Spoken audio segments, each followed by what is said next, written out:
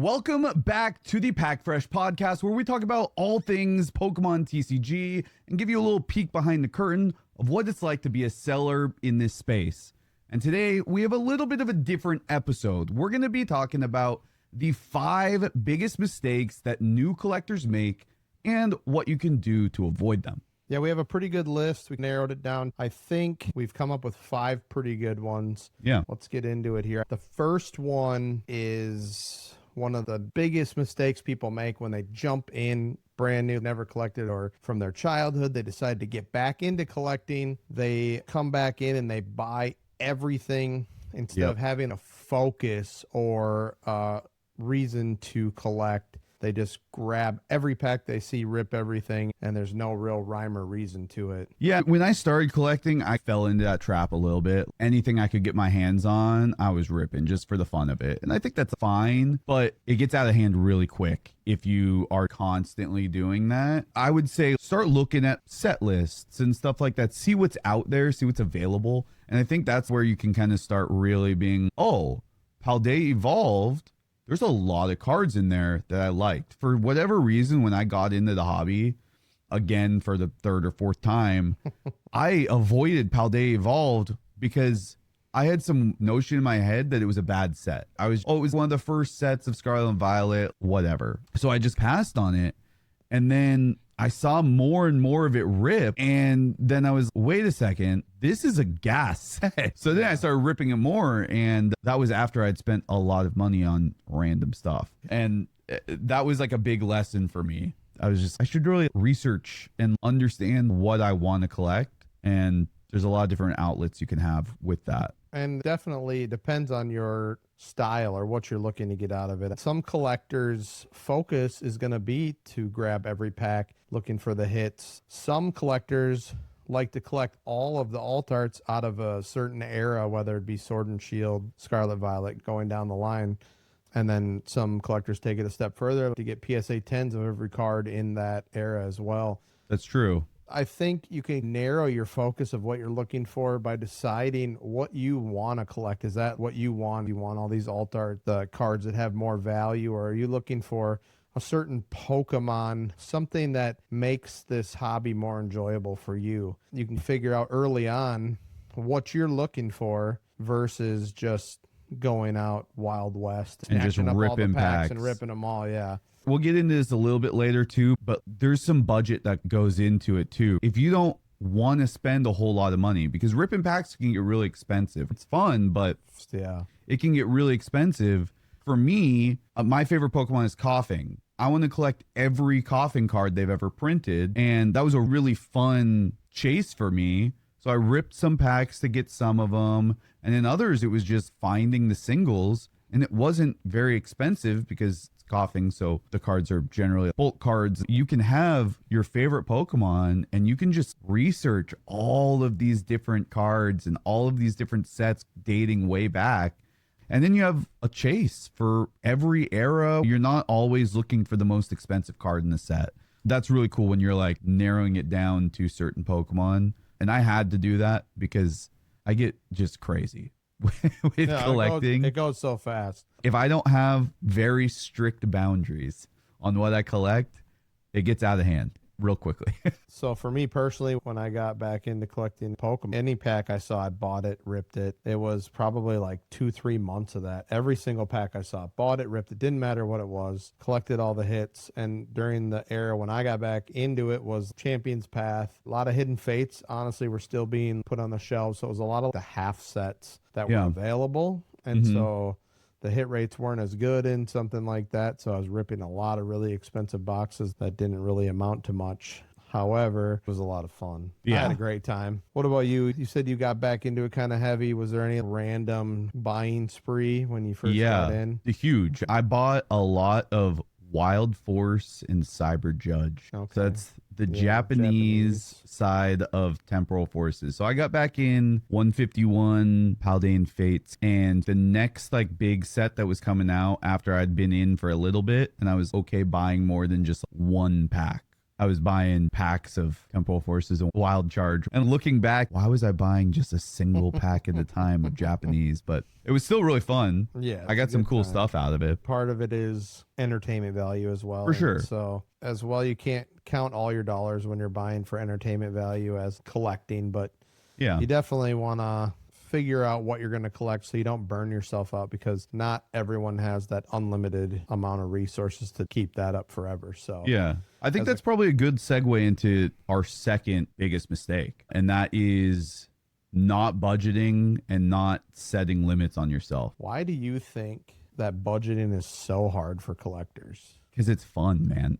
It is so fun. It is so much fun, and there's so much to collect. Once you dip your toes in, a lot of people get in with 151 or another set like that, and they're like, oh, man, I miss Pokemon cards. These are really cool. And for a lot of people, it's the first packs that they've ripped since they were kids or since the WotC era or whatever it was. And Pokemon cards are way different now. And they're very impressive. In my opinion, modern stuff is very impressive. The arts and everything, it's a lot. So then you look into it and you tune into some streams maybe, and you're seeing a bunch of these sets you never saw, like Sun and Moon, stuff like that. And you're just, this is sick, dude. Do you have any instances where you went way over budget and then regretted it afterwards? Absolutely. So the card that really set me over the top, and I'm back in Pokemon, was the Alt Art Lugia and Alt Art Giratina from Lost Origin. I was buying some Coughings because I want to get some Coughings in PSA 10 just to have on my shelf. Right. Then I started looking into cards more. I saw 151. This is really cool. And then I saw the Giratina, and I was, oh, this is what Pokemon cards are now. That thing is sick, dude. Yeah. So I started chasing that, and I remember vividly being in our buddy Garrett's stream, and he had 50 ETBs of Lost Origin, and I went to town on them. I probably bought 15, 20 of them. At the time, they were not $90 like they are now. They were only 40, but it was a lot of money that I absolutely did not have, and I didn't hit it. That was pretty crazy. That was probably one of my worst degen moments in Pokemon. There was a night in particular that was just bad. What about you? Have you just gone in just crazy? And I have ripped so much Pokemon. I'm not sure that I have any regrets towards ripping Pokemon. Even if I've ripped cases and cases, you're really not into it for as much as if you rip sports cards. And one night I was ripping with a buddy of mine. He was breaking, and we were doing Prism Choice basketball. It was $1,800 a box. It was a 20 box case, and I think I ripped 16 boxes, and it was the worst 16 boxes ever. You're talking $36,000 you spend on cards, and maybe had $5,000 to $7,000 worth of cards to show for. It was the worst. I definitely regretted this. And my buddy was even like, "This ain't the case. Stop." And I'm like, "It's got to be in there." You know how it is. Is there anything you do now after that experience that you keep yourself in check with? Yes, I definitely don't go in chasing like I used to. I will not chase the big hit. I won't go in looking with some sort of expectation. Right. I'll open up the boxes I want to open up, and then it's just basically like I either did it or I didn't do it. And then you look at it. Were you lucky, not lucky? When you open these boxes up, do you think there's more? I try to make more of an educated decision, I guess you could say. Yeah, I feel that. Instead of just run it again. Let's see. Is this some boxes, as we've just seen quite recently, are just not the best? Yeah. And you can spend a lot of money chasing a box that's just a bad box overall. You definitely don't want to get into that. And I just try to make sure that I'm not getting too far out of sight with opening boxes. Yeah, I feel that. If there's like a box that I'm looking at or a pack that I'm like really thinking about going in on, I try to remember back, is there enough in this set in what I collect for me to reasonably be, okay, I've been ripping some more expensive packs lately because I'd never really had the opportunity to before. And it's been really cool, but I'm very picky on when I go in on that, just so I have a better shot at it. But sometimes you just have a feeling. Yeah. Oh, yeah. Sometimes you're just like, yeah, it's there. I think that really brings us into number 3, which is following the hype over knowledge and collecting for value instead of what you like. Following the hype, especially when you get in, you don't really know what you're looking for. You don't know what you're going to want to go for, which kind of brings us back to number 1, focused buying. You follow the hype. All of a sudden, a set comes out, it's overhyped, everybody wants it, and you're like, I got to get that. Everybody wants, I got to get it, I got to get it, I got to get it. Oh. Instead of sticking more to your rules and expectations you set for yourself. This is my favorite Pokemon. This is what I collect. And why do you think collectors do that? Why do you think they tend to chase the value or the hype instead of what they actually like? I think it's really easy to fall into the trap of this set has a $5,000 chase potentially. And that is expensive. I like that. I think people like to have value with the things that they're chasing. I don't think it feels amazing to hit the chase card of a set and it's only worth like $20 and like you spent $80 on the packs to get there. That doesn't feel amazing if you're looking at the dollars spent versus the dollars that you've gained in value. But the other side of it is you could be going for a master set and that 5-penny card could feel as good as a chase to you. I think that's all part of it, but I fall into the trap a lot personally because I just really like the cards. I like Pokemon a lot, and I think the art is amazing. So when a new set comes out, I'm excited about it. Yeah. So it's easy for me to be, yeah, this is awesome. This is sick. And I don't know, it's tough. Yeah, it is. And I think one style of collecting would just be like chasing a new set. There's going to be cool cards in every set as long as you focus and follow what we're talking about in the first 2 steps here. Then go ahead, open every set. It's not like we're saying like pick only one set because you only collect this one Pokemon. There is really cool cards you can collect out of every single set. A lot of people that collect to buy the singles after they come out, just the cards they like. Some people like to go after it and chase the pull of it themselves because they want to collect the master set that they pulled. It has a little bit more sentimental meaning to you as a collector. You can do it either way. Yeah, I think people just should look at the new sets and stuff like that with a lens that is not, oh, this is a $12 pack on launch. It must be really good. Look at that $12 pack like Prismatic. Maybe you don't really like evolutions, and that's fine. You don't have to rip that set then. And that's pretty much what you're chasing. Yeah. And with a set like that, they made the hit rates a lot harder. So you make a decision like, am I going to chase these big hits or am I going to stay out on this one? Do I like the trainers? Do I like more bright style and maybe Journey Together's for you? Or maybe I like the future Pokemon and the ancient Pokemon and Paradox Rift. Maybe that's a great set for you. That's a cheaper, less expensive set. And then you're not spending a ton of money ripping and you're still having a lot of fun seeing a bunch of cards. It's a huge set, so you have a ton of stuff you'll hit that you've never seen before. And I think there's risk collecting based on hype or what's trending. If you set a focus for your collection, as long as there's a reason that you're opening it, if the reason is you're chasing the bigger cards, then that's fine. That's what you're after. That's what you're trying to do. If you're collecting a certain Pokemon, you hit that Pokemon, that's what you like. The problem with overhyped sets is the prices are usually higher due to the demand of a product. There's so many people that want this product. There's just not enough of it out there. The price goes up in order to get it. That's just how supply and demand works. So the problem with that is when demand dies down and the prices go down, if you didn't collect for a reason of something you like or something that you were chasing for your collection, when those prices go down, you're left with a lot of stuff that's worth a lot less than when you bought it. And now you're not even happy because it's nothing that you even like. Right. So you need to really focus on making sure you're content with your collection because you're collecting it because you like it. That way, if something like that happens, you're still stuck with a bunch of cards that you really like versus exactly. At the end of the day, then you have a bunch of stuff that you enjoy. If the value drops out of everything entirely, at least you have cards that you like and you're not stuck with a bunch of garbage that you're just like, I hate all this. Do you have a card that you bought regardless of the value, that you simply just bought it because you liked it, even if it wasn't super valuable, and now that you're glad that you did?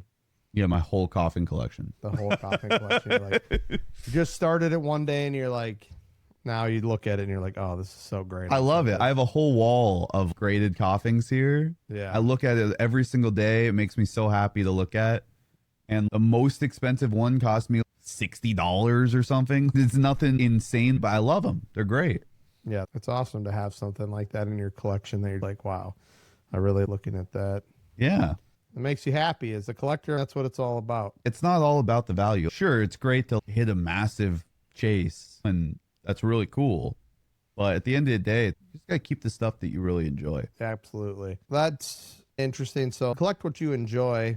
When you first start, you don't really understand, which is going to be number 4 for us, ignoring card conditions and grading. People, when they first start collecting, they don't know what to look for as far as centering goes or scratches on the card. A person who's never been collecting, you hand them a card and they're like, looks good to me. And then somebody who knows what they're talking about is going to be like, there's chipping around here. This corner has whitening. Yep. The scratches on the front, or it's off-centered. No one really understands that. And I think that is really something that isn't shown. It's kind of learned in this space. You have to definitely figure it out yourself, which is why I think it's one of the most important things. I see a lot of people come in, they want to get cards graded, and it's a lot of the time children. They'll come in, they say, oh, I really want to grade these cards. They walk up and they pull them out of their pocket and put them on the counter, and they say, can I get these graded? And I'm like, yeah, pocket cards don't do too well at PSA, actually. So I don't think that you're going to want to do this, but let's take a look. And most of the time they're kids, so they pulled it and they played with it, and then they bring it in. And you're going to get about a 4. If you want to grade it for you personally, for your collection, let's do it. If you're doing it because you want to add value to the card, it's not as worth it. Yeah. Yeah. I have a personal story for that. It was a hard lesson learned. When I got back into it, I had come back into the hobby around XY era, and I ripped a bunch of packs just for fun. I was like, oh yeah, this is awesome. I ripped a bunch of Generations, Ancient Origins, all those sets, and just threw them in binders, no penny sleeves, just raw in the binder, threw them in tins, and I kept them. When I got back into the hobby, I found those, and I had some bangers, like some crazy bangers. All those Generations promos, and I looked them up. I'm like, oh my god, this Pikachu is worth, at the time, like $1,100 in a 10. Now it's like $4,000, but it's like $1,100. I was like, oh my god, you're going to PSA. I looked it over and I was like, this looks pretty good. I knew about whitening and whatever. This looks pretty good to me. This should get a 10. And then I tried to be educated with it. If it doesn't get a 10, a 9 is still worth $200. So I sent that. I sent a bunch of other cards at that time, and I looked at the values, and anything that's potentially over $100, I sent to PSA. Anything that was 50 to 100, sent to CGC. Because it was cheaper to submit to CGC. Got all of it back. I think the best I got was like an 8. And that was just a very expensive lesson for me to learn that I had no idea what I was looking for. And another thing, if you've never submitted to PSA, PSA has different tiers of submission. So you basically submit it, and the way they word it is, okay, if you think this is going to 10, your declared value is what the 10 price is. And so that Pikachu, I was, oh, it's going to be a 10. It's going to be $1,000. So I wrote in $1,000. So then I paid $75 because that was the tier it had to be to submit it. And then when it came back in 8, it was worth $100. It was like, oh no, I overpaid like crazy. I called them, hey, like I didn't really know what I was doing. Can you do anything? And they're like, get lost. Absolutely not. I was like, oh, perfect. You learned a lesson here. Okay. That's what's important. Yeah. And there's resources out there that I didn't really know. I looked at some YouTube videos and stuff to submit the cards, but I have a Discord. We have a Discord together that we're building right now. We'll probably have it linked in the YouTube description, but post some pictures. Ask for a second opinion. That's the best way to learn, is just getting opinions from other people, and they'll point out things that you probably didn't see. Because you're always going to look at your own cards with rose-tinted glasses. Oh, I pulled this Charizard? This thing's in the 10. I'm going to be rich. And then somebody else looks at it and is like, bro, half the card is missing. It's so off center. Yeah, this is crazy. So we offer card grading in the shop. I Yeah. have a lot of customers that bring in their cards, and I've had some newer collectors, and I say, okay, do you want me to help you look at these? And some of them will just say yes, no. Some people just send in test submissions because they want to get a baseline. They look at all their cards in their own home and together, and they want to send them out just to see what PSA says. That's fine as well. Okay, you have a plan. Go ahead, test the guidelines, see what you get. And then I have a lot of people that will just say, I only want to send in stuff if it has a shot at a 10. Some stuff is nostalgic for people. And obviously, if you get into older cards, lower grades still have value. So it's okay to have a lower grade. There's a lot of things to look at. It's a lot of things you don't know. We've sent in thousands of cards now for people, and we can pretty much narrow it down and help you out and let you know and help you make a better educated decision when people come in. Online, it's a lot harder. You can't really ask for that unless, like you said, put it in a Discord, put pictures. Hey, do you think I should grade this? People will gladly give their opinion. If you put it into a space, there's a lot of also amateur collectors who think they know more than they know, and they might still give you bad advice. So you have to take it with a grain of salt. But I've seen a lot of misinformation in chats out of people asking for discussion and not necessarily just on graded cards, but with a lot of topics. I think a big question I get asked a lot is, who should I grade with? And I don't know if there's really a black and white answer, but the big dogs, the big players, PSA is generally regarded in the Pokemon community as the top grading company. That's really the spot. BGS or Beckett is probably number 2 in terms of value, but their secret sauce is they have the black label. So if you're submitting to Beckett, you're generally looking for that black label, which is a pristine 10. It's a perfect card. It's very hard to get. The value of that is exponential. CGC has been around for a very long time for lots of other communities. CGC I knew from comics. I graded a lot of comics with CGC before. So when I came into the hobby, CGC, that was my first one to go to. Generally speaking, and from my experience, CGC has been harder if I wanted to sell slabs. CGC has been the hardest for me to get rid of. And then a newer player that a lot of people are starting to get behind is Tag. So there's a lot of different places. I think if you simply want to grade, to sell, and to flip and make money, PSA is probably the most liquid option. Liquid meaning it's the fastest moving. And then I think Tag is pretty cool. It's very new, so I think there's a lot of risk involved with adopting a newer company, but they're doing a lot of things that are pretty interesting. I think their slabs look really nice too. I feel that you saying that is very important because deciding which company you want to grade with, part of that is what the slabs look like and how you view them. If this is your personal collection, you can go with any of these 4 companies. They're going to grade the cards and all on a similar scale. You can grade with them and then have the cards in a case that you like. Right. If you're looking for resale value or most common, you're going to go with PSA or BGS if you think it has that shot at a 10 or a black label 10. Tag, I think, is probably the most thorough grading company. They give you a huge grading report on your cards. They grade out of a scale of 1,000 and they just move the decimal over 2 points. So they'll give you centering down to the measurement, show you how far off it is. There's a scratch on the card, it'll show you in the report. You click on it, it shows you right on the card, the marks, the scratch, the edges, the corners, whatever the error is they deem that knocks off X amount of points off that 1,000 is going to be on that report. And it's very thorough. It's overwhelming almost for new collectors. For people who like that detail orientation and things like that, it's a very good tool to have because you actually know the grading condition of your card. PSA has a lot looser set of terms with that. I don't know what level you have to grade at. It might be regular and above, where they now put in the grader's notes, but they're very like, look at top right corner. Like, yeah, I saw one that was ding left corner. Yeah, and that's about the extent of what they put in there. So that's about what you're getting. But PSA 10s are going to give you the most resale value Yep. outside of a Black Label Beckett, right?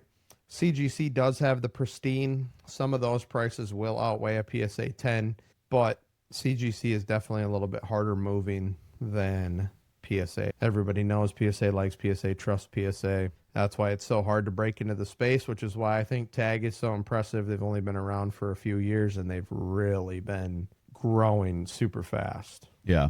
And so all of these grading companies, they look for 4 things. They're going to look for the edges, the corners, the centering, and the surface. That is the criteria for all of them. And that's where, no matter the scale that they use, that is how they determine. The one other thing that they do, and this is a bonus topic that we wanted to include, knowing if your card is fake or not. Because if any of these companies put it in one of their cases and grade it, they're also deeming it authentic. How we can test for that, we talked about it a little bit, episode 5, I believe it was, where there's certain things you can look for in a card to just know if it's fake based off texture, the paperweight, the colors that are used when it's printing compared to the other cards, the shininess, and then some cards are just blatantly fake. So there's a lot of stuff you can do, and that's something you can also ask help for from people. Yep. Just the other day, I had a friend of mine was looking at a lot of sealed product, like a bunch of booster boxes. And he was like, does this look like a good deal? Like, it's really cheap. Immediately, I was like, these are fake. But that's because I look at them all the time. You can just look and tell. Somebody who doesn't collect as much or just getting into collecting, it's something that's a little bit harder. Definitely, if you see a deal that's too good to be true, typically it is. Probably is. The cards that you can order, people's grandmas, stuff like that, I've seen that the most. Yeah. They order them for like their grandkids for Christmas, and they open up a pack and it's all these hollow cards or all these shiny cards, and they mix them in their binder not knowing they're fake, because you don't know. As an adult, newer collector, you can tell what is real, what isn't, and actually start focusing on that. Texture is a big one for the bigger cards. Anything that's full art and up, for the most part, throughout all the eras, has texture up until a certain point. If you go back so far, there's no texture on any of the cards, especially in some of the XY stuff. That makes it a little harder, so you can't just go off texture. You'll see some cards out of that era, but anything newer all has texture on it. I think they added that as a safeguard for the fake cards. We talked about what they look for in a card. You send it in. You said you sent in all your cards that you thought were 10. Now that you know what you're looking for, you've been doing this a while, you send in a bunch of cards to get graded. Have you ever sent in a card now thinking it was a 10 and gotten a much lower grade? Absolutely. All the time. There's for whatever reason, you go through it, you check it out, especially PSA. I don't know why. There's going to be like 1-6 in there. I don't know why. You take out all the cards that you think are pristine, even when you know what you're doing, and you go through the list, and it's a 6. That's exactly what I meant. Sometimes I feel you're cooking on the grades. They gave you a 10, 10, 10, 10, 10. And then the grader's sitting there, and he's just, we got to bring him back down to earth. Yeah. This one's getting a 6. Stamp it, mark it up. Yeah. And then what are the other 2 quality assurance? Because it's like QA1, QA2. They're like, oh, this is the 6 in the order. Perfect. Put it through. Yeah, exactly. Put it through. Yeah, that would make sense. Yeah. One of the biggest things for taking care of your cards once you pull them until you grade them kind of leads us into number 5, storing your cards improperly. A lot of new collectors do this. The biggest thing, even the breakers, when I hire them, it's one of the biggest mistakes they make is not using a penny sleeve. They're just right in a top loader. And it makes you cringe as like a collector. Like, whoa, don't do that. Compared to back in the 90s era, they make a ton of options. Whether you keep your cards in just a binder, you can put them in a perfect fit sleeve or a regular penny sleeve, put it in a felt binder. You don't want to use 3-ring binders, of course, because you get that binder dent on the card when the pages bunch up. And I still have people coming into the store all the time asking for pages for binders. Use these felt pages. They're all put into the binder. There's no rings. You can't get any damage that way. It's so much better. It's easy to look at your cards. This is what I would do. Or even now, over the last couple of years, you've seen top loader binders. Yeah. And those are so nice because you can put all your cards in a penny sleeve, in a top loader, in a binder. It still doesn't have the rings, but you can hold all your cards in there. Have you seen the Ultra Pro card preservers? I don't They're think so. no, it's kind of wild. It's only for a 35-point card. The back is a semi-rigid and the front is a penny sleeve. Interesting. And it's meant to be able to store cards for long periods of time. So it has more strength on it, but it's still as clear as a penny sleeve. Yep, on the front. And That's then pretty nice. and then it folds over the top, so it completely preserves the card sealed in there. Cool. I think they say it's good for 25 years, something like that. Yeah. That you can store your card. They don't specifically say how long, but I know it's meant for archiving. I know that you fold the top over and it has a sealable over the top, so the card's completely encased, reusable, resealable, so you can put different cards in there if you want to. Pretty cool. And the materials they make it out of are meant for storing for a long period of time. They're acid and PVC free for the preservation of your card without any yellowing or discoloration. Yeah. If you have a bunch of like full arts, alt arts that you want to store for a long time, they've specifically made this for you to put it in a box, put it in a binder, hold them, and it won't do any damage to the card. I think they just came out with those about 6 months ago. There's also stuff being designed that'll be helpful to preserve your collection for a long time. You never know what cards are going to take off. We had a lot with, I guess you could say, with the trends, you know, as IRs were booming for a minute, and now they've dipped back down in price for the most part. And now you got the tag teams really popular right now. If you go back further, I've been seeing old reverse hollows graded yeah. are really expensive, but newer stuff like Sun and Moon, Sword and Shield, they're not really worth very much. We're starting to see some of those XY reverses gain some traction, and the really cool ones are $100, $150 in a 10. That's not small change. If you're sleeving those when you're ripping them 5, 6, 7, 8 years down the road, maybe you look at them again, you're, oh, this Diglett is expensive now. It's a nice thing that I didn't just throw that in the bin. Yeah, and when you were ripping it, you're like, oh, I didn't get anything. And 10 years from now, you never know. It could also still be worthless, but It could, but if you don't take care of it, it'll definitely be worthless. right. Even if it goes up, then you'll still have something that's just not worth what you're looking for. Everybody talks about, I'm going to get my childhood binder. It's awesome. And then they're like, how much is it worth? And you look through it and you're like, bro, you slapped this Charizard on your bike in the wheel. This thing is collapsed, brother. It's not worth very much at all. This You ain't should doing probably much for ya. just keep these for the memories. You remember your collector Right. adventure along the way and what not to do in the future, though. Exactly. So I think like wraps it up. Buying everything instead of just focusing on what you like. I think that's huge. Not budgeting or setting a limit for yourself. That's going to really help you stick to what you can afford and keep you as a collector in the game for a lot longer. You see too many collectors that will just come in, overdo it, and then they leave the space. It's not what we're looking for. We like everybody to have a great time collecting and being in the community. Set a budget that you can live with, that you can afford. It's not going to hurt you if you pull nothing out of there. That's a good one. That could be one of the most important. Collecting for value instead of what you like, or following the hype over knowledge, which are following the first two that we talked about. Ignoring the card conditions and grading. Also with that, spotting the fakes, not buying fake cards. Yep. And then storing your cards improperly, which we should say storing your cards properly is what we're looking for there. Yeah, and- Improper card storage is something beginner collectors, and they learn it pretty fast what they should have been doing, especially in this card community. You post a card without a penny sleeve on it, and it's going to go You crazy. get torched. Yeah. I'm realizing through this conversation and looking at this list, I did every single one of these. You don't know any better. You don't know. It's true. You don't. How are you supposed to know until you know? Yeah, it's very true.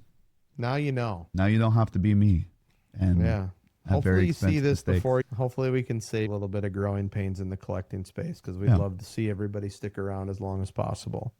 I think with that, I'll wrap it up. If you guys enjoyed this kind of format, it's a little bit something different, let us know in the comments. I think we're really having fun with the podcast, so hope you guys are enjoying it. as well. As always, we have all of our links and everything linked in the description. We'll see you guys next week. We'll see ya. Thank you.